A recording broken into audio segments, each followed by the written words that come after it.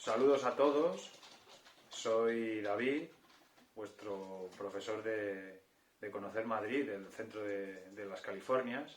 Probablemente os sorprenda estar viéndome por la tele, pero esto es gracias a una iniciativa del Ayuntamiento y de la empresa a la que represento, Educo, que han decidido que esta actividad pues se siga manteniendo, que no perdamos el contacto, y va a ser a través de estos vídeos, ¿no?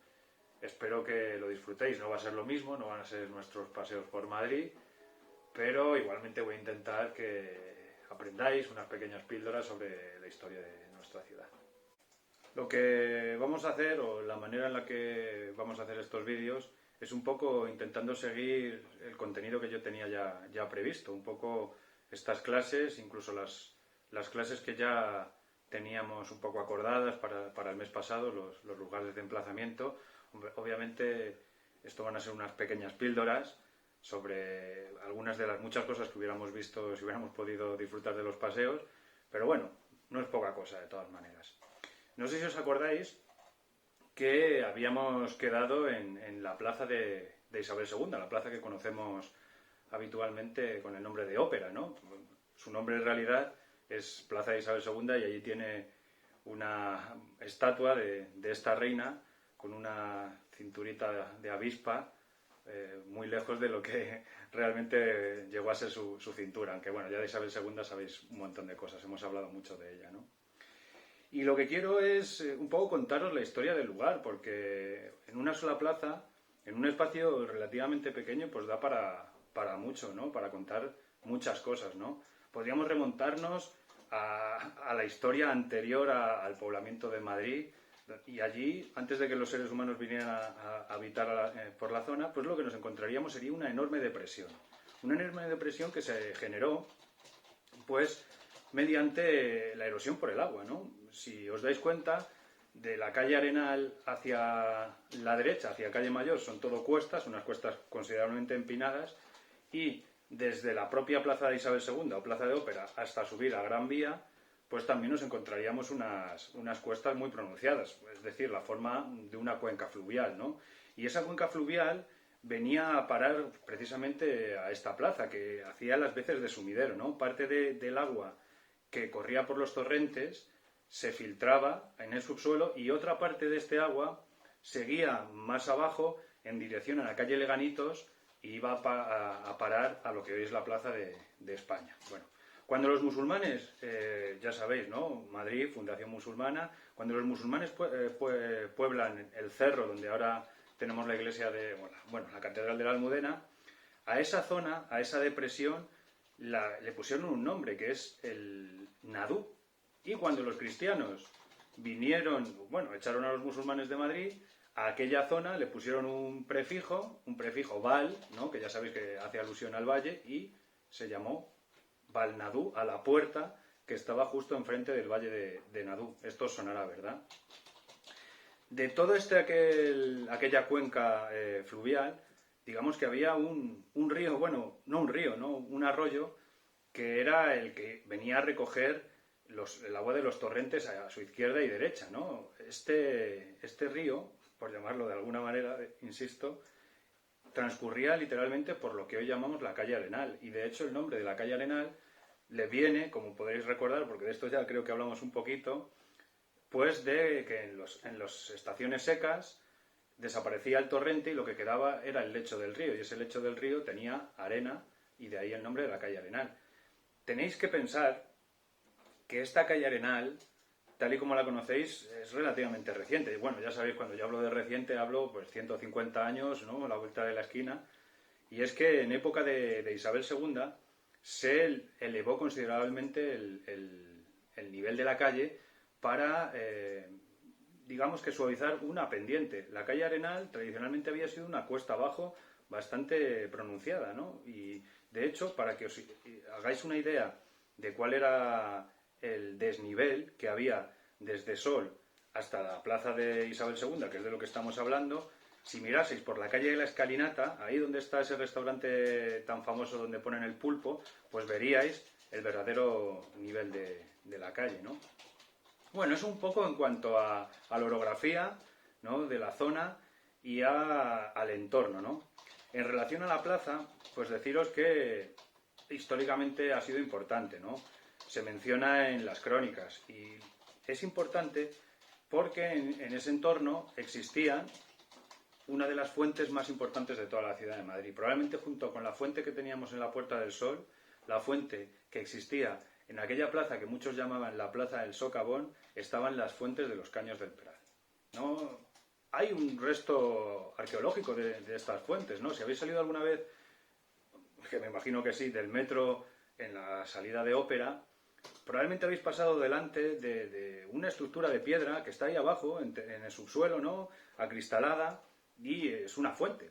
Y la gente se pregunta, ¿y por qué está esto aquí, no? Cuando hicieron las obras se lo encontraron aquí hundido, ¿y por qué no lo sacaron a la superficie? Bueno, pues la razón por la que no lo sacaron a la superficie es porque realmente la altura de la plaza estaba ahí, y la fuente, ese pilón que queda, estaba literalmente en ese lugar. De nuevo, pues para que os hagáis un poco la idea de que este entorno estaba bastante más deprimido, estaba mucho más abajo de lo que es a día de hoy. Esta fuente de los Caños del Peral, que en realidad eran muchas fuentes y que se cerraban por la noche, el nombre lo tenían porque dentro de ese recinto había un peral.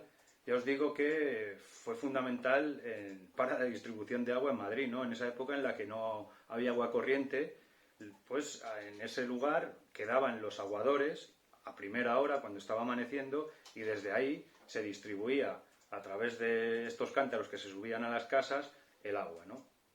Tanto es así la popularidad del entorno que en época de Felipe V, y ya vamos avanzando un poco como veis, ¿no? en la historia, se construyó un teatro de ópera en el solar donde ahora tenemos el Teatro Real. Este teatro que mandó construir Felipe V es históricamente muy importante porque fue el primer coliseo que se construye en España. ¿A qué me refiero como coliseo? Bueno, pues en España teníamos una tradición en cuanto a los edificios para representar espectáculos, es decir, el teatro principalmente, que eran las corralas, ¿no? Esa evolución de esos patios de vecinos que al final se convirtieron en teatros, ¿no? En alguna manera. Bueno, pues Felipe V, que era un enorme amante de la ópera, importó la manera de hacer teatros que tenían los franceses o los italianos, esto que se llaman coliseo. ¿Y qué es un coliseo? Bueno, pues al final es la idea que tenemos a día de hoy de un teatro, ¿no? Con sus palcos, su platea, ¿no? Esa forma un poco acondicionada a la acústica, ¿no? Que a veces es semiesférica, que de ahí viene un poco el nombre de coliseo, pero bueno, es una manera de decir teatro a secas tal y como lo entendemos a día de hoy, ¿no? Si os dais cuenta, es una zona ya a partir de la época de Felipe V que se relacionará con el espectáculo de la ópera, ¿no? Porque aunque ya vamos a dar un salto también bastante grande, en época de Fernando VII se empezarán las obras del actual Teatro Real, que se inician concretamente en 1818, ¿no? Fernando VII, en torno a este teatro real, ¿no? Este Palacio de la Ópera, pues diseñó un proyecto muy ambicioso, ¿no? Él quería acondicionar todo el entorno, ¿no? Reformar toda la zona de lo que hoy es la Plaza de Oriente y se creó un plan urbanístico que al final no se acabó de llevar del todo a cabo, ¿no? De hecho, cuando voláis a pasar delante del Teatro Real, pues veréis allí unos carteles enormes que pone que hace 2 añitos se cumplía el 200 aniversario de su construcción. Y la verdad es que son un poco mentirosos estos carteles, porque lo que sí que pasó en 1818 es que se cavó el hoyo. Se cavó un hoyo, ¿no? Los cimientos para hacer este teatro. Pero, debido a un par de circunstancias, las obras se prolongaron muchísimo. De hecho, Fernando VII no lo llegó a ver nunca construido. Él muere en 1833. Fijaos, ¿no? ¿Qué es lo que ocurrió? Bueno, pues primero que al cavar se encontraron el agua, ¿no? Os he hablado al principio de la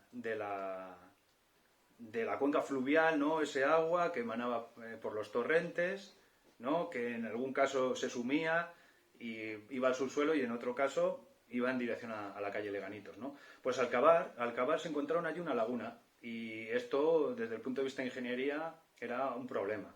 Y también, ¿qué es lo que pasó? Que no había un clavel, no había nada de dinero. Bueno, recientemente había acabado la guerra de independencia, daos cuenta, ¿no? 1808, 1816, ¿no? No, 14, perdón.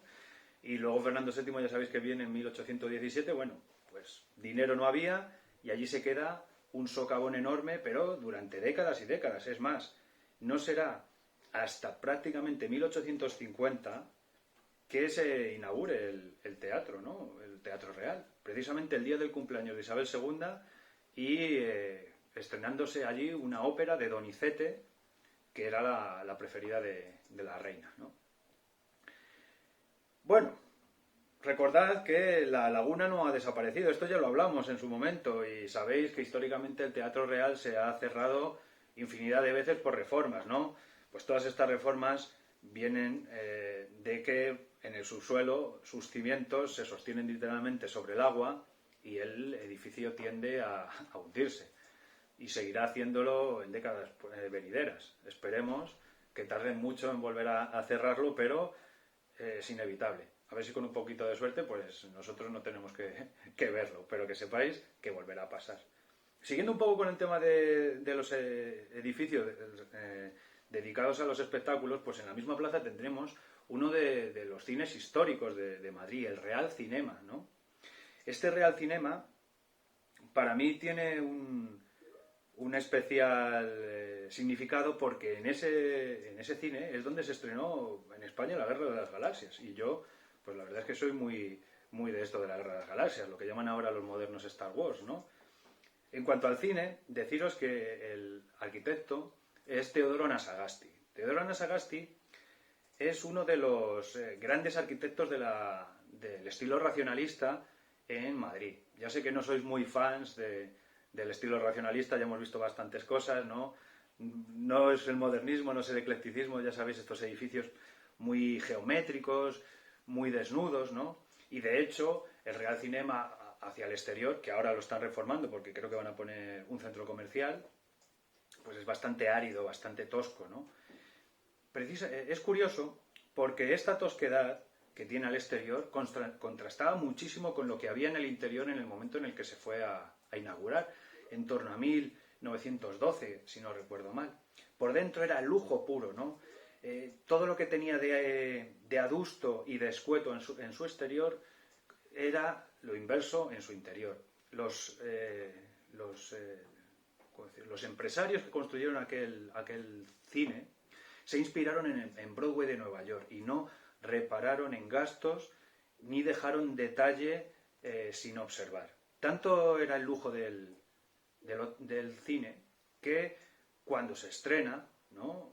Acude allí a Alfonso XIII, ¿no? Ya sabéis, Alfonso XIII, el rey de las inauguraciones, nunca mejor dicho, pues se queda maravillado con la belleza del interior del cine. Y le gusta tanto, tanto, tanto, que llega a un acuerdo con los dueños para que los lunes sea utilizado única y exclusivamente por él y sus amigos. Esto es lo que se llamaron los lunes aristocráticos.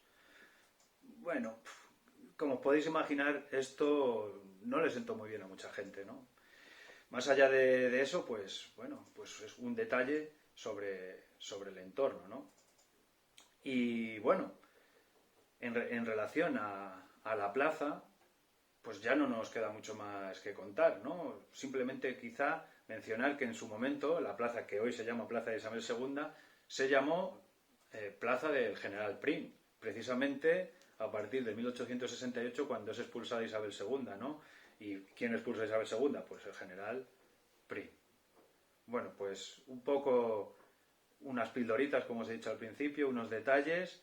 Espero que os haya gustado y nada, próximamente me volveréis a ver con alguna historieta más de estas. Un placer. Para finalizar, pues quería mandaros mi apoyo, mis esperanzas, desear que todos los vuestros estén bien, que no hayáis tenido ningún disgusto.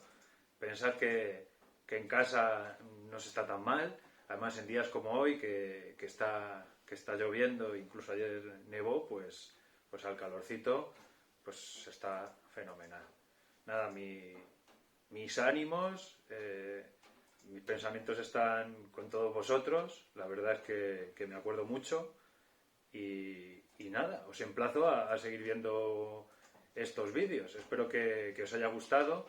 Hombre, ya sé que no es lo mismo, pero la verdad es que yo no me lo he pasado tan bien como cuando estoy con vosotros, pero lo echaba de menos, de verdad que echaba de menos contaros estas cosillas. Un saludo, un abrazo sincero y nada, mucho ánimo y quedaros en casa.